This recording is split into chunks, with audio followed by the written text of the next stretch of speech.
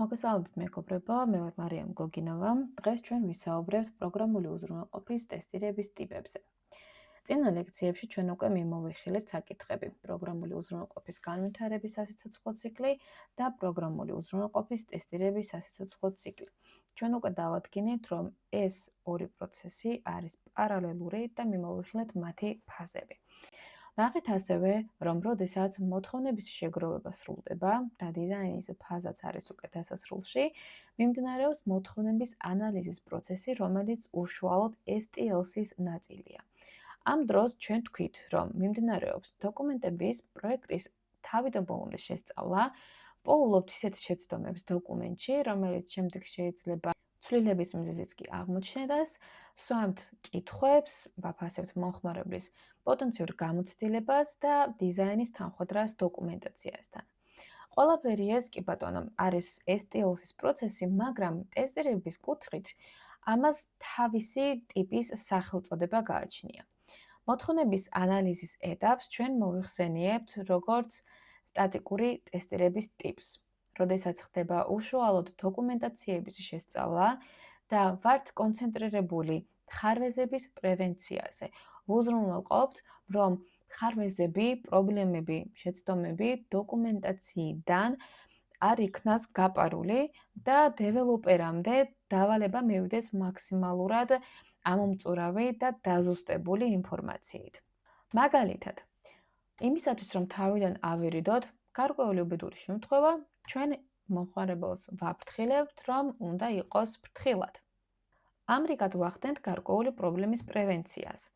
თუ კი ადამიანი არ უზრუნველყოფს ამ პროცესის განმავლობაში მომხმარებლის გაფრთხილებას, არ დადებს ნიშანს, რომ ფრთხილად უნდა იყოს, რადგან ნიადაგი არის სველი, შესაძლოა ადამიანმა მიიღოს ფიზიკური ზიანი.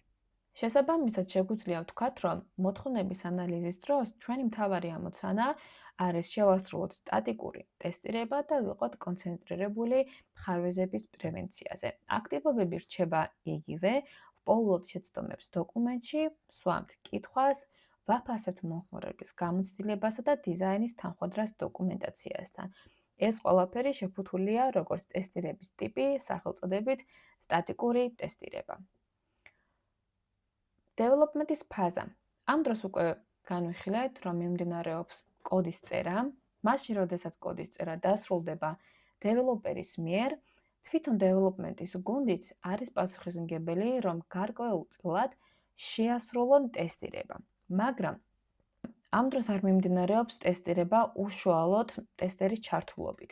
არამედ მიმდინარეობს ეგრეთ წოდებული unit ტესტირება, რა დროსაც თავის მიერ დაწერილ კოდს თვითონვე ამოწმებს დამატებითი ფუნქციების ჩართულობით. აქ ხდება უშუალოდ კოდის ლოგიკების შემოწმება და მართლმართებულობის დადასტურება და არა მზა პროგრამული უზრუნველყოფის შემოწმება. ტესტირების ფაზაში ჩვენ ვიცით, რომ მიმდინარეობს დეველოპერის მიერ დასრულებული დავალების შემოწმება, თუმცა ეს აქტივობა ძალიან ბევრი დეტალისგან შედგება. მათ შორის არის სწორი ტესტირების ტიპის არჩევა. ჩვენ ახლა გადავალთ ფუნქციური და არაფუნქციური ტესტირების ტიპების ძირითადი მახასიათებლებისა და ქვეტიპების მიმოხილვაზე, რომელიც რეალურად ყველაზე აქტიურად გამოიყენება პრაქტიკაში. მაგალითად, ფუნქციური ტესტირება, იგივე functional testing, რომელიც ხშირად შეიძლება მოიხსენიონ როგორც ფუნქციონალური ტესტირება, ვინაიდან ამ დროს ჩვენ პასუხობთ კითხვაზე, თუ რას აკეთებს სისტემა. მაგალითად, ჩვენ აქ ტესტავთ სხვადასხვა ტიპის ფუნქციონალს, რომელსაც ასრულებენ დეველოპერები, ტესტავთ ბიზნეს ლოგიკას და მომხმარების ქმედებების შედეგებს. თავარი ამოცანა ვთანხმდებით, რომ არის დავადგინოთ, რას აკეთებს სისტემა. ფუნქციური ტესტირებისგან განსხვავებით, არსებობს ასევე არაფუნქციური non-functional ტესტირება, რომლის მთავარი ამოცანაც არის შეაფასოს თუ როგორ მუშაობს სისტემა. ამ დროს ჩვენ ვაკვირდებით, თუ რამდენად სწრაფი არის ის პროდუქტი, რომელსაც ჩვენ ვამოწმებთ, რამდენად სტაბილური არის, ხომ არ ჭედავს მაგალითად, ხომ არ უჭერს ჩატვირთვა გარკვეულ კონტენტს, არის თუ არა უსაფრთხო ამ პროდუქტზე მუშაობა და მისი გამოყენება და რამდენად მარტივი მოსახმარი არის იგი საბოლოო მომხმარებლისთვის. ამრიგად ვთანხმდებით, რომ ფუნქციური ტესტირების დროს ჩვენ გვაქვს აქცენტი იმაზე, თუ რას აკეთებს სისტემა, ხოლო არაფუნქციური ტესტირების დროს როგორ მუშაობს ეს ჩვენი პროდუქტი და სისტემა. განვიხილოთ კიდევ ერთი მაგალითი. ბანკის აპლიკაციაში ტესტერები ამოწმებენ, რომ ანგარიშიდან თანხის გადარიცხვა სწორად ხდება და მიღებული თანხა ასახულია მიმღების ანგარიშზე. ეს არის ფუნქციური ტესტირების ერთ-ერთი მაგალითი. ასევე, მუშაობს თუ არა ავტორიზაცია სწორი მომხმარებლის სახელითა და პაროლის შეყვანის შემდგომ. ღილაკზე დაჭერისას სწორ გვერდზე გადავდივართ თუ არა. ესეც არის გარკვეული ფუნქციონალი, რომელიც მოწყვეტება ფუნქციური ტესტირების მიდგომით. კალკულატორი რამდენად სწორად ანგარიშობს, ინახება თუ არა ფორმა სავალდებულო ველების შევსების გარეშე. თითოეული ეს პუნქტი, რომლის დროსაც ჩვენ ვადასტურებთ, რომ მომხმარებლისთვის საიტი მუშაობს სწორად და სისტემა ფუნქციონირებს ისე, როგორც მოსალოდნელია, ჩვენ ვაკეთებთ ფუნქციური ტესტირების მიდგომით ტესტირებას. ხოლო, როდესაც ვსვამთ კითხვებს, რამდენ წამში ეტვირთება გვერდი? გაუძლებს თუ არა საიტი 10,000 მომხმარებელს ერთდროულად და მოსახერხებელი არის თუ არა მომხმარებლის ინტერფეისი, user interface ჩვენი საბოლოო მომხმარებლებისთვის. კითხვების ეს კატეგორია ასოცირებული არის არაფუნქციურ ტესტირებასთან, ეს არის გარკვეული სტატისტიკა იმისა თუ როგორ უნდა მუშაობდეს სისტემა და ვასრულებთ ამ დროს ჩვენ არაფუნქციურ ტესტირებას. ჩვენ მახსენეთ, რომ არსებობს ტესტერების ტიპი, სახელად unit ტესტირება, რომელსაც დეველოპერი დეველოპმენტის ფაზის განმავლობაში ასრულებს. მაგრამ თქვენ შეგხვდებათ ასევე დამატებითი ტერმინი, სახელად კომპონენტის ტესტირება, რომელსაც ხშირად შეცდომით unit ტესტირებას ეძახიან და მის პასუხისმგებლობას ასრულებს ტესტერი. თუმცა ეს ორი ერთმანეთისგან აუცილებლად უნდა გაიმიჯნოს.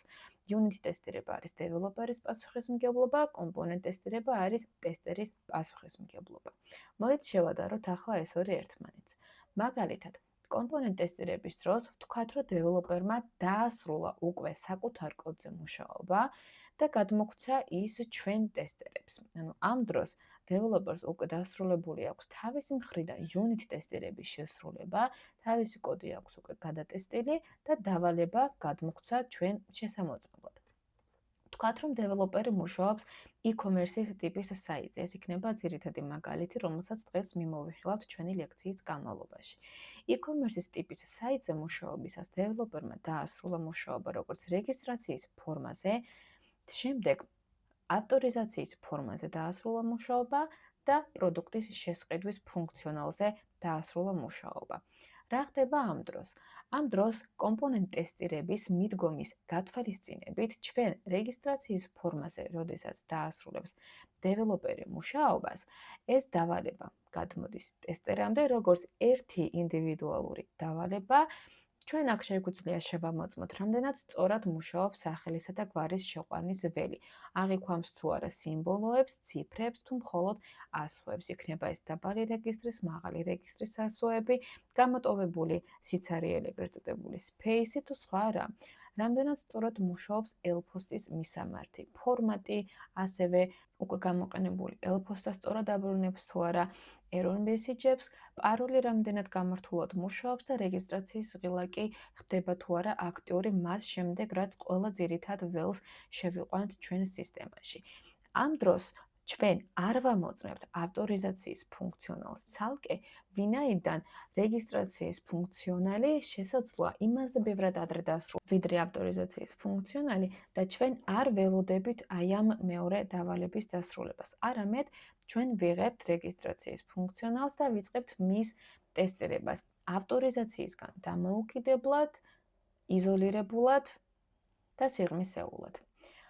ამრიგად, კომპონენტ ტესტირების მთავარი ამოცანა არის, რომ ერთი ფუნქციონალი, ერთი მთლიანი ასეთი რეგისტრაციის ფორმის ტესტირება შესრულდეს.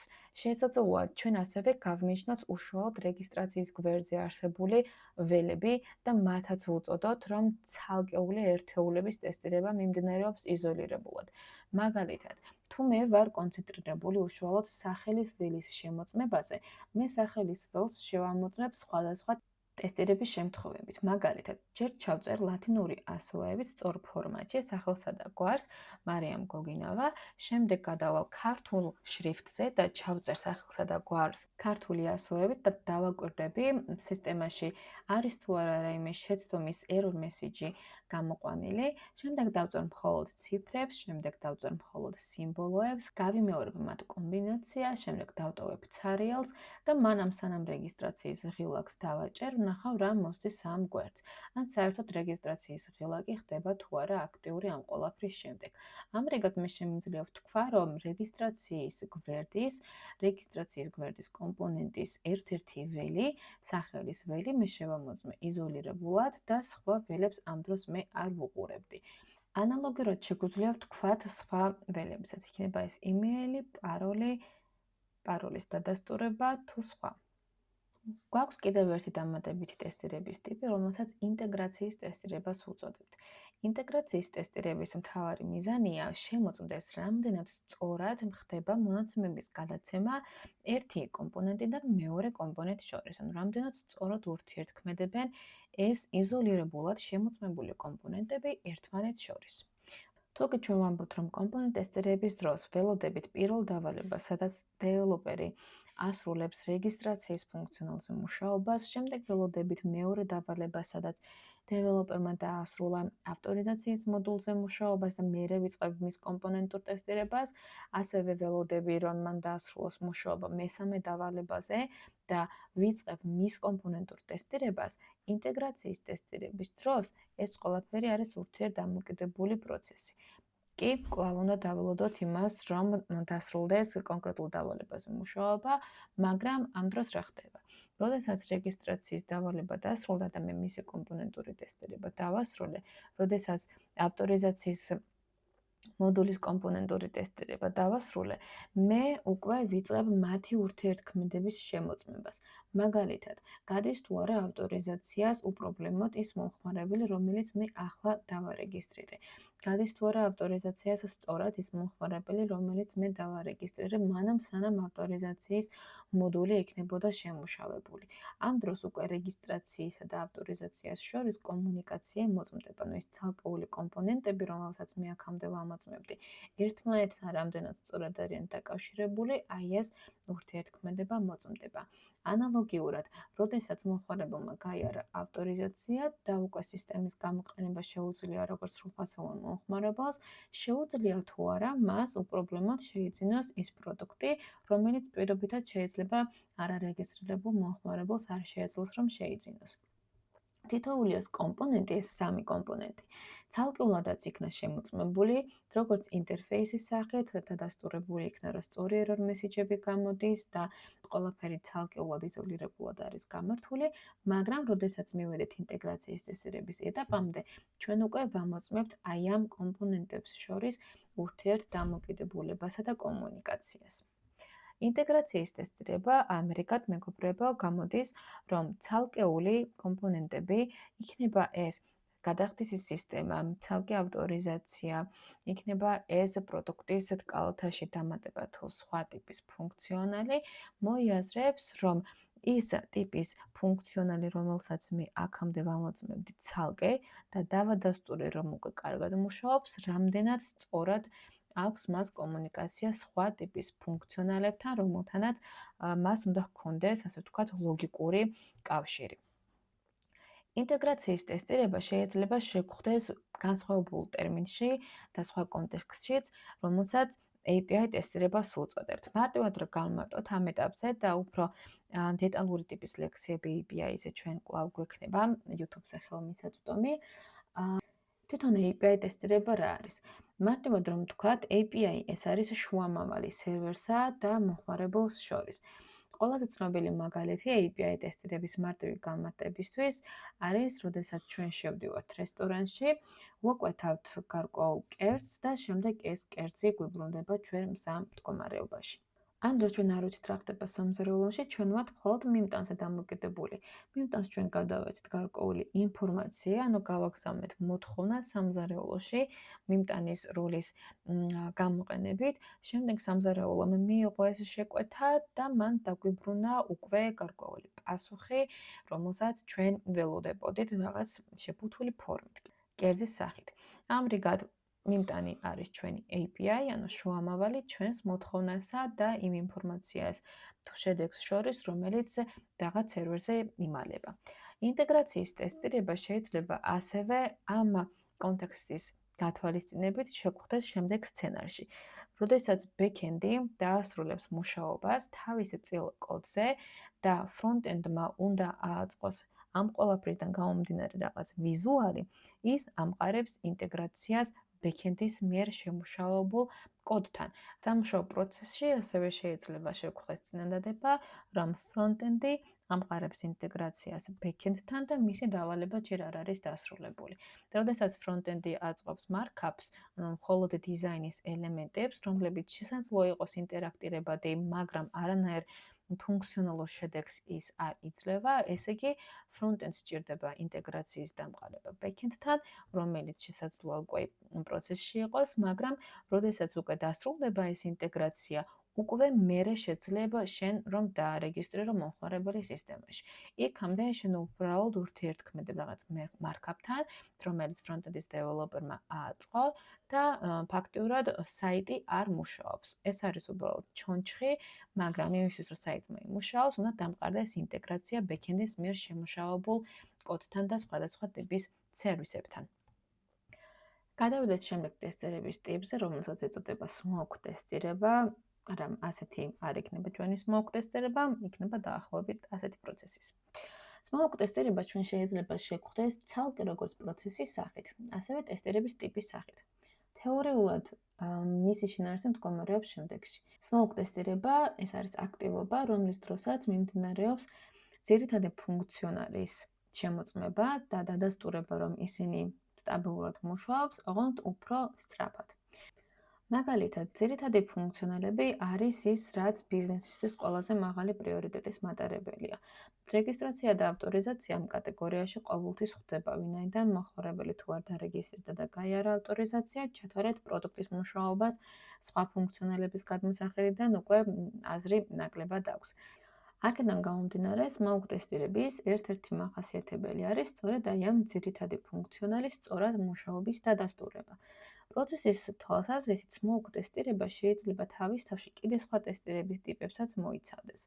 მაგალითად, ეს არის usability ტესტირება და compatibility ტესტირება, გამოყენებადობისა და თავსებადობის ტესტირება. როდესაც smoke ტესტირება როგორც პროცესის სახით არსებობს, მას ვუწოდებთ ძირითადი ფუნქციონალის სიღრმისეულ ტესტირებას. ეს პროცესი არ არის ყველა კომპანიაში, თუმცა ბევრგან შემხვედრია, სადაც მიმუშავია და ვამბობთ, რომ თუ smoke ტესტირება წარმატებულია, ესე იგი სხვადასხვა ტესტირების ტიპებს აქვს აზრი.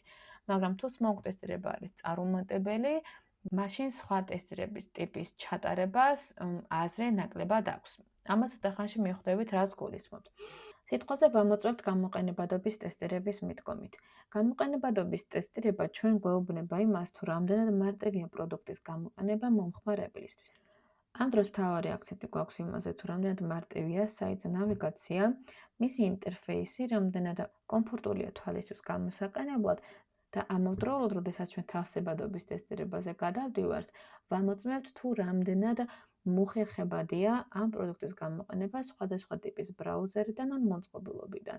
მაგალითად, ზოგს შეიძლება ჰქონდეს 16 ინჩიანი კომპიუტერი, ზოგს 13-იანი, შეიძლება ასევე მომხმარებლების უმეტესობას ჰქონდეს iPhone-ი, Android-ი, Windows-ი, Linux-ი ან ასე შემდეგ.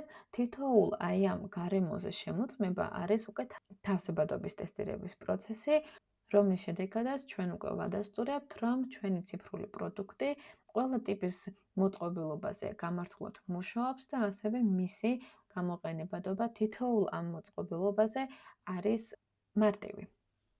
თუ კი ჩვენ ამ ყველაფერს დავაკავშირებთ smoke ტესტირების პროცესთან, მაშინ წარმოიდგინეთ, რომ თქვენამდე მოდის რაღაც ერთი დავალება. ეს ერთი დავალება უნდა შემოწმდეს როგორც ფუნქციური ტესტირებით თქვენ აქ ადასტურებთ, რომ ეს დავალება, რომელიც თქვენამდე მოვიდა, სწორად მუშაობს, მაგალითად ისევ რეგისტრაციის ფუნქციონალი რომ ავიღოთ, რეგისტრაცია სწორად მუშაობს, დარეგისტრირებულმა მომხმარებელმა გაიარა ავტორიზაცია, ეს დავალება შემოწმდა სიტყვაზე Google Chrome-ის ბრაუზერის გამოყენებით, დადასტურდა, რომ ინტერფეისი არის გამართული, სწორი, არანაირი ხარვეზი არ არის ინტერფეისთან და დიზაინთან მიმართებაში და შემდეგ ეს ყველაფერი გადამოწმდა სხვადასხვა დივაისებსა და ბრაუზერზე.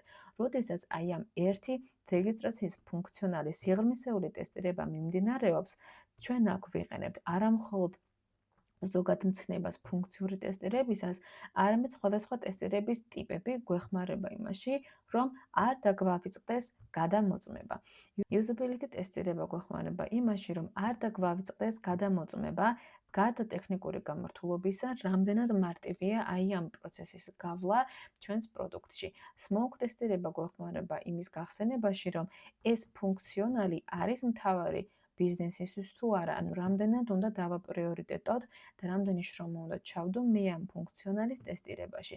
Compatibility ტესტირების არსებობა მეხმარება იმის გახსენებაში, რომ მე ეს ფუნქციონალი კი შევამოწმე Google Chrome-ში, Android-ში შევამოწმე, იქაც Google Chrome-ის ბრაუზერში, მაგრამ გაიხსნება თუ არა საიტი ანალოგიურად iPhone-ში, ვინაიდან საკმაოდ ბევრ მომხმარებელს გააჩნია iPhone-ი. რამდენად თავსებადი იქნება ეს ჩემი პროდუქტი აი ამ დივაისთან. რამდენად გაიხსნება ეს Linux-ში, Mac-ში, Windows-ში ან ასე შემდეგ. თითოეული ეს მოწყობილობა და ბრაუზერი და მათი შემოწმების გათვალისწინება ტესტირების პროცესში ბუნებრივია შესაძახმებელი არის ასევე პროდუქტის გუნდთან, ვინაიდან ცოტა დროს ეს ყველაფერი არ მოითხოვს. ამიტომაც ვამბობთ, რომ ხანდახან სხვადასხვა ტესტირების ტიპები კომპანიებში არსებობს როგორც ტესტირების ერთი მთლიანი პროცესი, რადგან შემდეგ ასე კომუნიკაცია უფრო მარტივი არის ხოლმე გუნდთან. როდესაც გვეუბნებიან, რომ smoke ტესტირება დაიწყე, შენ უკვე მერე გეცოდინება რა ტესტირებას იწყებ და რაზე უნდა დახარჯო და გადაერთო შენი დროითი რესურსი. გადავიდეთ ერთ-ერთ ასევე ყველაზე მნიშვნელოვან ტესტირების ტიპთან, რასაც ეწოდება რეგრესიული ტესტირება.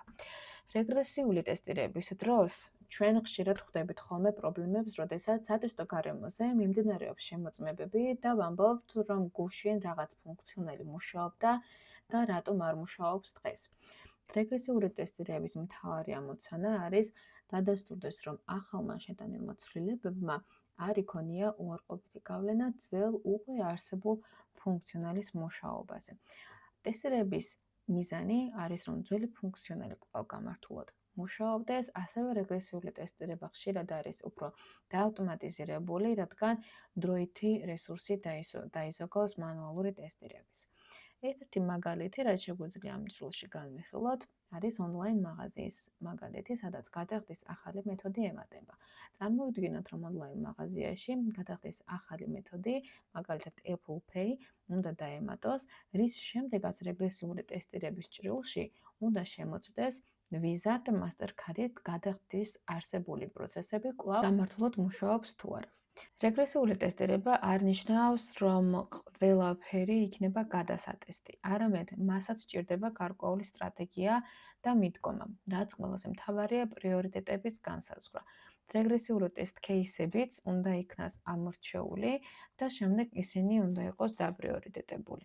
ტესტ кейსები ვიცით, რომ არის დოკუმენტი, რომელშიც ტესტერები წერენ თუ რა უნდა შემოწმდეს მოცემულ პროდუქტში. რეგრესიული ტესტირების დროს, მაგალითად, წეღარა მაგალითიც ვახსენეთ, იმის ვიზუალიზაცია რომ წარმოვიდგინოთ, გვაქვს checkout-ის გვერდი, საიდანაც გადახდის ფუნქციონალი არის უკვე ინტეგრირებული ჩვენ სისტემაში და შემდეგ ემატება რაღაც ახალი ფუნქციონალი. უნდა შემოწმდეს რეალურად ეს ახალი ფუნქციონალი, რამდენად სწორად არის ინტეგრირებული და რამდენად კარგად გამართულად მუშაობს და ასევე უნდა გადამოწმდეს ძველი ფუნქციონალი, რომელიც მასთან გარკვეული შინაარსითა და ლოგიკით არის დაკავშირებული, რამდენად კარგად მუშაობს. თქვენ შეიძლება გაგიჩნდეთ შეკითხვა, რატომ არ მოწმდება რეგისტრაცია და ავტორიზაცია რეგრესიული ტესტირებისას, როდესაც Apple Pay დაემატა ჩვენ სისტემას. როდესაც საქმე ეხება ახალი ფუნქციონალის დამატებას და რეგრესიული ტესტირების ტიპის მიდგომის შესრულებას, ჩვენ უნდა დავსვათ ასეთი შეკითხვა. რა ნაწილებს შეიძლება შეეხოს ეს ცვლილება? ახდენს თუ არა გავლენას, პირდაპირ გავლენას, რეგისტრაციასა და ავტორიზაციაზე, როდესაც საიტზე ემატება გადახდის ახალი ფუნქციონალი, მაგალითად Apple Pay. თუ უფრო მეტ გავლენას მოახდეს ეს ყველაფერი, ჩეკაუტის პროცესზე, სადაც payment service არის იმპლემენტირებული და გადახდის სხვადასხვა მეთოდები არის თავმოყრილი. მაგალითად, რომ შემოვატრიალოთ ოდნავ სცენარი.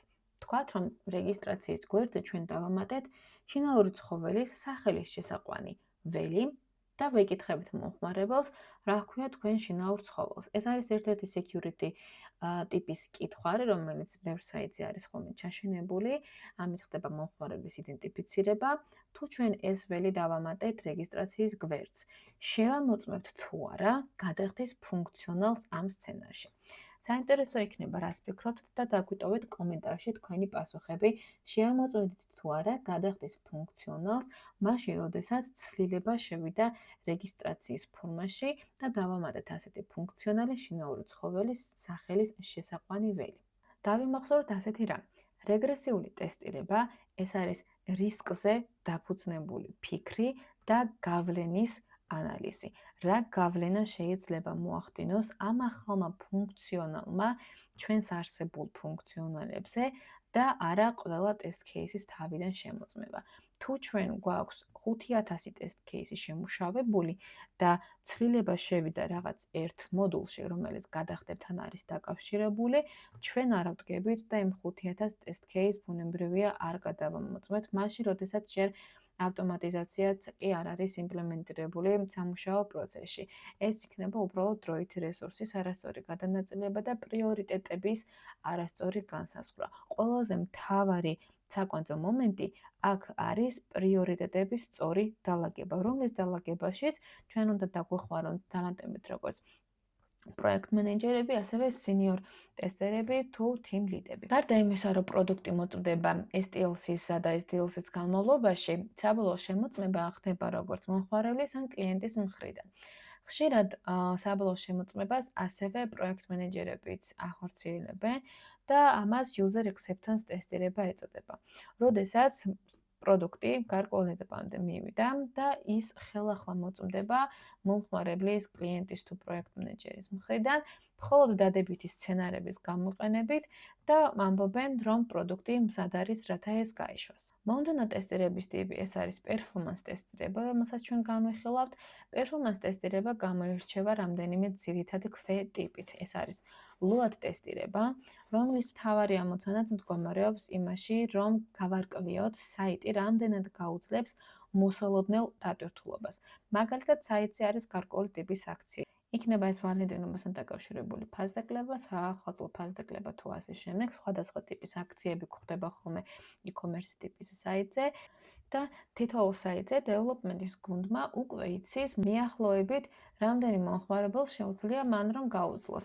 საიტზე, როდესაც რეგისტრაციები აქტიურად მიმდინარეობს, მონაცემთა ბაზა ნელ-ნელა ივსება და ყველა საიტს აქვს რაღაც ლიმიტი, რისი მიღწევის შემდეგაც საიტის მუშაობა ოდნავ ნელდება.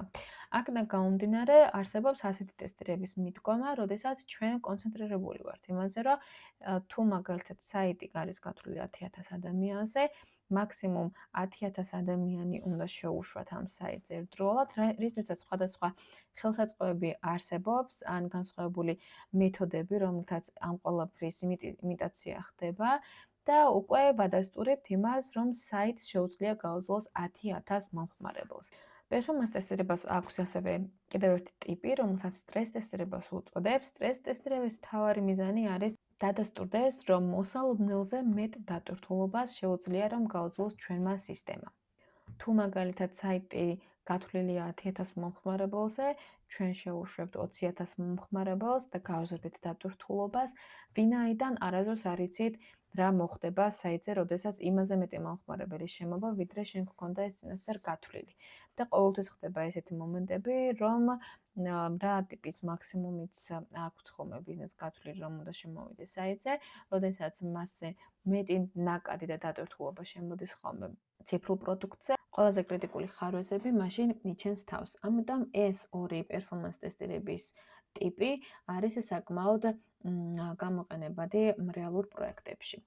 გარდა ამ ორი პერფორმანს ტესტირების ტიპის, ასევე მინდა ყურადღება გავამახვილო volume ტესტირების ტიპზე. Volume ტესტირება განსხვავდება იმით, რომ ის ამოწმებს სისტემის ქცევას დიდი მოცულობის მონაცემებთან მუშაობისას. მაგალითად, როგორ მუშაობს სისტემა, როცა მონაცემთა ბაზაში ძალიან ბევრი ჩანაწერია, ან როგორ რეაგირებს აპლიკაცია დიდი რაოდენობის ფაილების ტრანზაქციების დამუშავების დროს. წარმოიდგინოთ ასეთი მარტივი მაგალითი. თქვენ ავსებთ რაღაც სარეგისტრაციო ფორმა ავიღოთ ისევ, სადაც დამატებითი ველი არის სურათის ატვირთვა ან ფაილის ატვირთვა. მოცემული არის, რომ ფაილის ზომა არ უნდა აღემატებოდეს 250 მეგაბაიტს, მაგრამ თქვენ შეცდომით მეგაბაიტის ნაცვლად მონიშნეთ ფაილი, რომლის ზომაც არის 250 გიგაბაიტი და უკვე სისტემა იწყებს რაღაც პერფორმანსის ხარვეზების იდენტიფიცირებასა და გამოვლენას. მნიშვნელოვანია გვახსოვდეს, რომ ყველა საიტი დაკავშირებული არის გარკვეულ მონაცემთა ბაზასთან, სადაც ყველა ინფორმაცია ინახება. მონაცემთა ბაზას, როგორც ტელეფონს, აქვს მეხსიერება გარკვეული რაოდენობისა და როდესაც ეს მეხსიერება გადაივსება, მერე უკვე მოდის ხოლმე შეტყობინებები, რომ გაწმიდეთ მეხსიერება, წინააღმდეგ შემთხვევაში რაღაც ფაილები წაიშლება. ასეთივე პრინციპით ვუდგებით volume ტესტირებას. როდესაც ჩვენ ვიცით მონაცემთა ბაზების ლიმიტი და ვიცით რა ხელა ტიპის ფაილების და მონაცემების დამუშავება შეუძლია მას, ჩვენ ვცდილობთ, რომ იმაზე მეტი მონაცემების დამუშავებისკენ ვიყოთ კონცენტრირებული, რომ ნახოთ რა დაემართება ბაზას უარეს შემთხვევაში. მარტივად რომ შევაჯამოთ პერფორმანს ტესტირების ეს სამი ძირითადი ტიპი, volume ტესტირება მოწდება მონაცემების გაზრდით და მისი მიზანია მონაცემთა მოცულობის გავლენის დადგენა ჩვენს სისტემაზე. load ტესტირება მოწმდება მომხმარებლების გაზრდით ეტაპობრივად, ან ზუსტად იმ რაოდენობის მომხმარებლებისა, რაზეც არის ჩვენი სისტემა გათვლილი და ნორმალური დატვირთვის სტაბილურობა მოწმდება ამ დროს. სტრეს ტესტირების დროს ჩვენ ვზრდით მაქსიმალურ ზღვარს და ვამოწმეთ სისტემის გამძლეობას და ვცდილობთ ვიპოვოთ მისი კრიტიკული წერტილი, ჩვენი სისტემის მაქსიმუმი, თუ რამდენ მომხმარებელს გაუძლებს ის. გადავიდეთ ერთ-ერთ ტესტირების ტიპზე, რომელსაც განმეორებითი ტესტირება ეწოდება. ხელახალი ტესტირება, იგივე retesting-ი, არის ტესტირების პროცესი, რომლის დროსაც ფუნქციონალში თუ კი რაიმე სახის ცვლილება შევიდა, მისი ხელახლა შემოწმება არის საჭირო. როდესაც სამუშაო პროცესში ყვირიან ხოლმე, რომ რაღაც უნდა გადავტესტოთ, ესე იგი ფიქსირდებოდა გარკვეული პრობლემა, ეს პრობლემა გამოსწორდა და შემდეგ მიმდინარეობს ამ პრობლემის გამოსწორების დადასტურების ტესტირება, როდესაც მე ვამბობ, რომ კი პრობლემა არის უკვე გამოსწორებული და შეგვიძლია სხვა დავალების შემოწმებაზე და მუშაობაზე გადავიდეთ. მაგალითად, თუ კი ტესტირების პროცესში ჩვენ აღმოვაჩინეთ, რომ რეგისტრაცია აღარ მუშაობს, development-ის კოდი უნდა ჩავაყენოთ საქმის კურსში, რომლებიც დაეწყებენ მუშაობას აი ამ პრობლემის გამოსწორებაზე და როდესაც უკვე გვეტყვიან, რომ პრობლემა არის გამოსწორებული, ისინი მოგვაწოდებენ ჩვენ დავალებას ხელახლა და ჩვენ დავიწყებთ მის ხელახალ ტესტირებას. ამ განმეორებითი ტესტირების პროცესში ჩვენ უკვე დავადასტურებთ, რომ რეგისტრაციის ფუნქციონალი მუშაობს გამართულად, როგორც ეს იყო ბიზნეს მოთხოვნაში აღწერილი. შემოვიღოთ ტესტირების ტიპის კიდევ ერთი მცნება, რომელსაც end-to-end ტესტირება ეწოდება. ეს არის პროცესი, როდესაც პროდუქტი უკვე თითქმის არის დასრულებული და ჩვენ თავიდან ბოლომდე გავდივართ იმ ნაბიჯებს, რაც საბოლოო მომხმარებელმა უნდა გაიაროს. End-to-end ტესტირების მთავარი მიზანია დადასტურდეს, რომ პროდუქტი თავიდან ბოლომდე უხაროესოდ მუშაობს. მაგალითად, გავიარეთ რეგისტრაცია, შემდეგ ავტორიზაცია, შემდეგ მოვძებნეთ ჩვენთვის ასურველი პროდუქტი.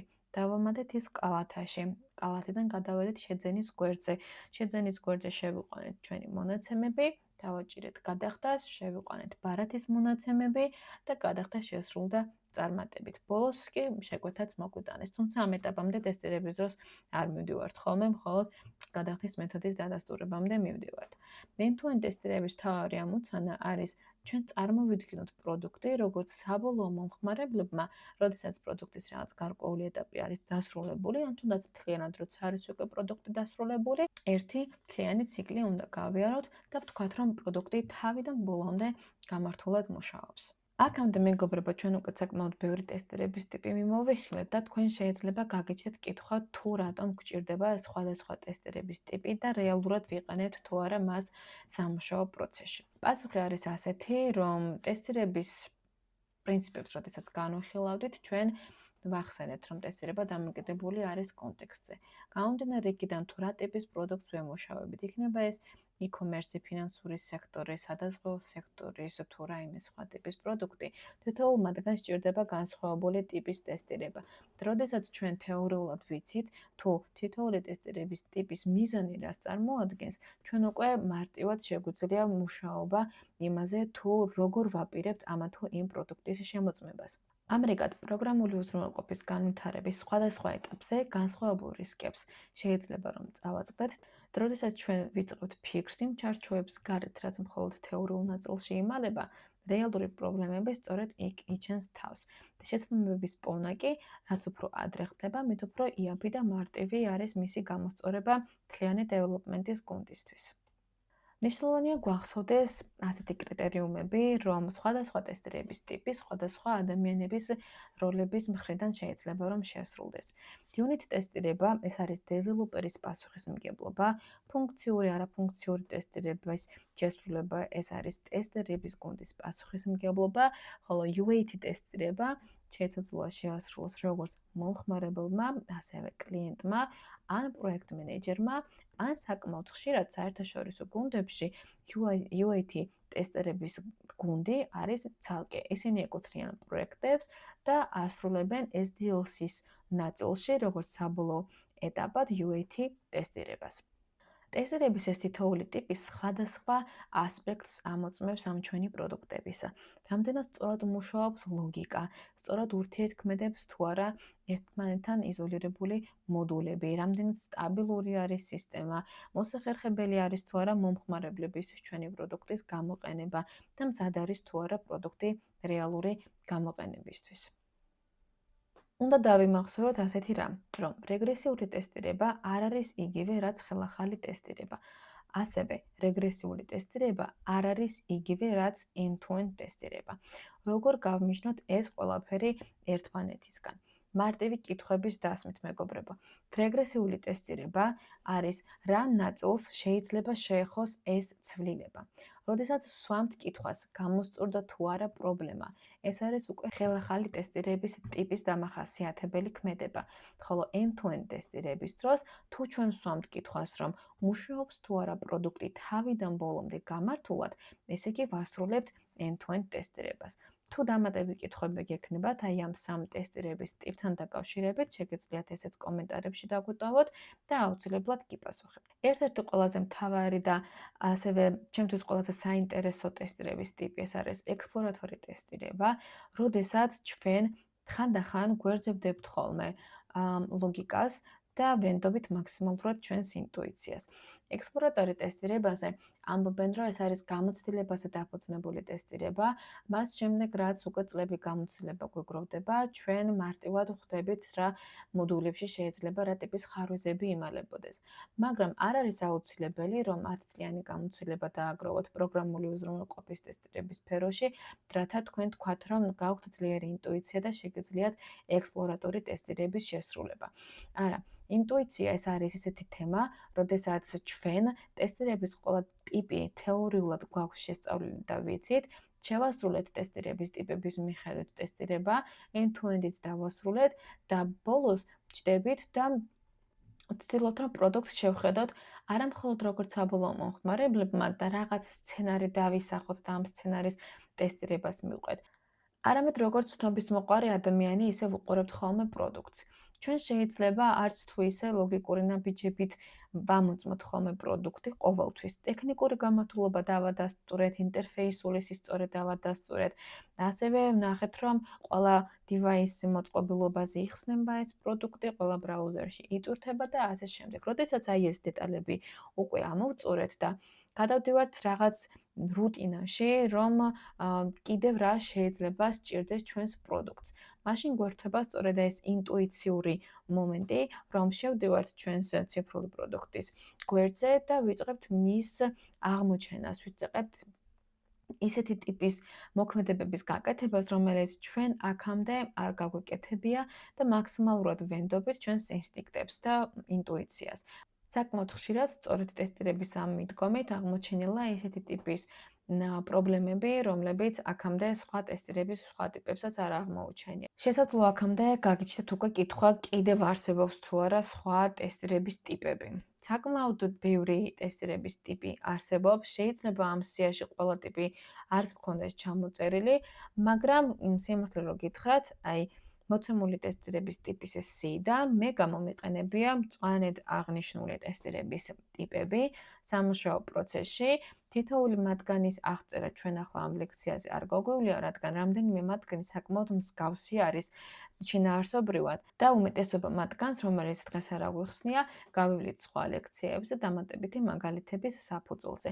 ყვითლად მონიშნული ტესტირების ტიპები ეს არის ის, რაც ძალიან სპეციფიური არის კონკრეტულ ოპერაციებთან, რომელიც სრულდება ციფრულ პროდუქტში, ამიტომ ხანდახან მიწევდა ხოლმე მე პირადად მათთან შეხება, მაგრამ სისტემატიურად არ მქონია შეხება, თუმცა დიდი ალბათობით თქვენც აი ამ მოცემული ტესტირების ტიპებთან მოგიწევთ ყოველდღიური შეხება. სულ ეს იყო დღეისთვის მეგობრებო, იმედი მაქვს რომ მოგვეწონათ, დამატებითი კითხვების შემთხვევაში დადდოვეთ ჩვენთან კომენტარები, არ დაგავიწყდეთ ჩვენი არხის გამოწერა, რათა სხვა ტესტირებასთან დაკავშირებული ლექციები იხილოთ. მადლობა და დროებით.